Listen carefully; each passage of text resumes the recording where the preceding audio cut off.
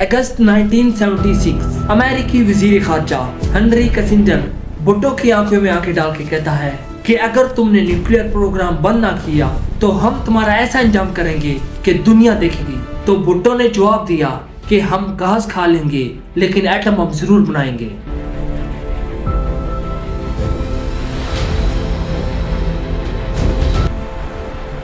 ये कहानी है एक ऐसे लीडर की जिसने एक बिखरे हुए पाकिस्तान को दोबारा मुत्हिद किया, जिसने 90,000 कैदी वापस लाए, जिसने दुनिया भर के मुसलमानों को लाहौर इस्लामी कॉन्फ्रेंस में इकट्ठा करके इस्लामी ब्लॉक की बुनियाद रखी, लेकिन फिर उसे कातिल कहकर फांसी दे दी जाती है। क्या भुट्टो वाकई कातिल था या फिर उसका कसूर ये था कि वो अमेरिका की आंखों में खटक रहा था? तो दोस्तों, आज की वीडियो में हम भुट्टो के उरूज और उनके दर्दनाक इंजाम की गहराई में जाएंगे।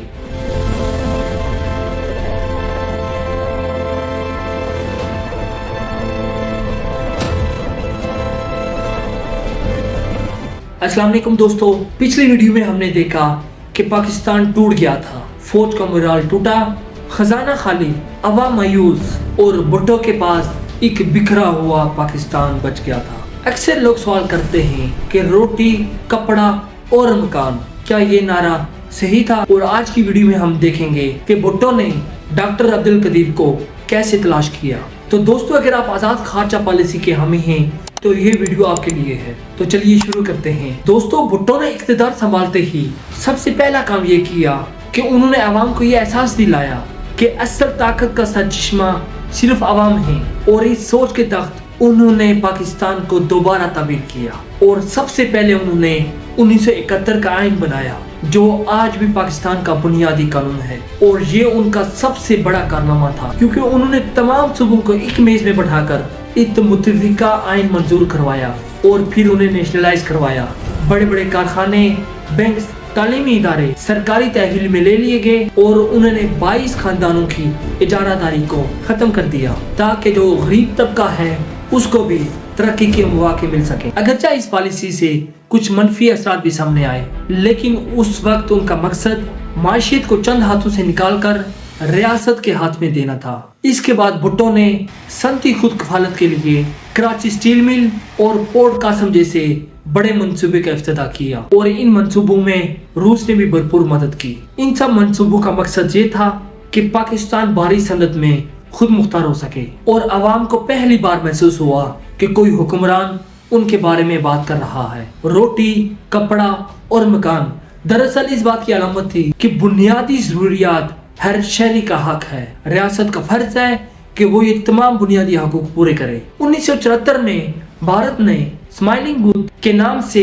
पहला एटमी धमाका किया, तो पाकिस्तान के सर में एक खौफनाक खतरा मंडराने लगा। और इस दौरान हॉलैंड से एक नौजवान साइंसदान ने भुट्टो को खत लिखा कि मैं पाकिस्तान के लिए कुछ करना चाहता हूँ, मैं पाकिस्तान को बचाना चाहता हूँ। और वो नौजवान डॉक्टर अब्दुल कदीर खान थे। भुट्टो ने फौरन उन्हें पाकिस्तान बुलाया, काहोटा रिसर्च लेबोरेटरी की बुनियाद रखी। दुनिया हैरान थी कि एक ऐसा मुल्क जिसके पास खाने के लिए भी मुश्किल से पैसा है, वो यूरेनियम कैसे अफजोदा कर रहा है। मगर ये भुट्टो की जिद और डॉक्टर अब्दुल कदीर खान की मेहनत थी, जिसने पाकिस्तान को 7वीं एटमी ताकत बनने की राह पर डाल दिया।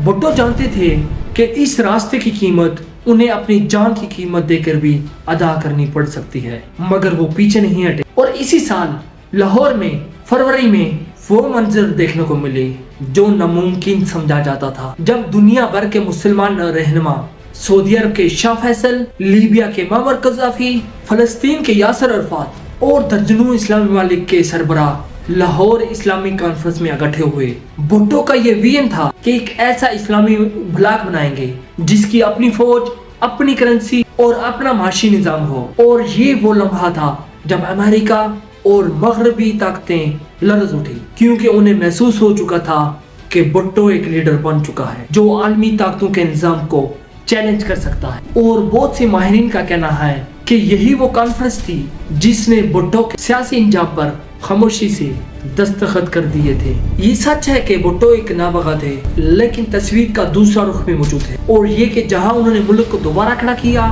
वहीं उन्होंने कुछ ऐसी संगीन गलतियां भी की जिन्होंने उनके खिलाफ एक खौफनाक फिजा कायम कर दी। सबसे पहले उन्होंने FSF यानी फेडरल सिक्योरिटी फोर्स के नाम से अपनी जाती फोर्स बनाई जो सियासी मुखालफिन को उठाती थी और तशद्दुद करती थी। और दलाई कैंप जैसे वाकयात ने भुट्टो की साख को शदीद नुकसान पहुंचाया और फिर उनकी जागीरदाराना ज़हनियत उनके रास्ते में सबसे बड़ी रुकावट बनी। वो खुद एक वडेरे थे और उनके अंदर एक छोटा सा आमर छुपा हुआ था जो नफरत बढ़ाने लगा। लेकिन सबसे बड़ी गलती कि वो तनकीद बर्दाश्त नहीं करते और यही रवैया उनके खिलाफ उस वक्त हुई जब भुट्टो ने 7 सीनियर जनरलों को छोड़कर जनरल जिया को आर्मी चीफ लगा दिया, ये सोचकर कि शरीफ आदमी है और हमेशा वफादार रहेगा। मगर यही फैसला उनके ज़वाल की बुनियाद बन गया। 1977 के इंतखाबात में धांधली का शोर मच गया।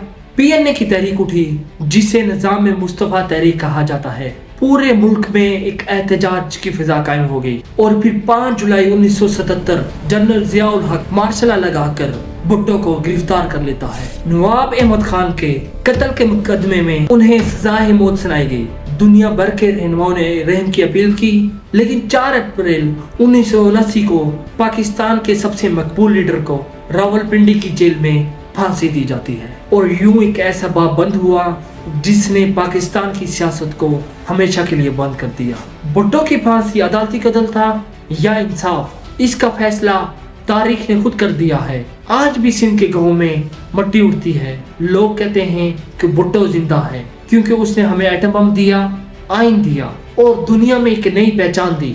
मगर ये भी सच है कि उनकी अपनी गलतियों ने दुश्मन को एक साफ रास्ता दिया जो अपने अंजाम तक पहुंचा। अब सवाल मेरा ये है कि अगर भुट्टो को फांसी ना दी जाती तो क्या आज पाकिस्तान एशियन टाइगर बन जाता? क्या हम एक मजबूत एटमी ताकत और सियासी ताकत बन चुके होते? तो दोस्तों अगली किस्त में हम उस दौर में कदम रखेंगे जिसने पाकिस्तान का चेहरा बदल दिया, जनरल जियाउल हक का दौर, अफगान जहाद का धमाका और वो क्लाशनकोव कल्चर जिसने पूरे माशरे को हिला कर रख दिया। तो दोस्तों अगर आपको मेरी ये तहकीक पसंद आए तो इस वीडियो को लाइक कर दें, चैनल सब्सक्राइब कर दें और अपने दोस्तों के साथ लाजमी शेयर करें। मिलते हैं नेक्स्ट वीडियो में, तब तक के लिए खुदा हाफिज।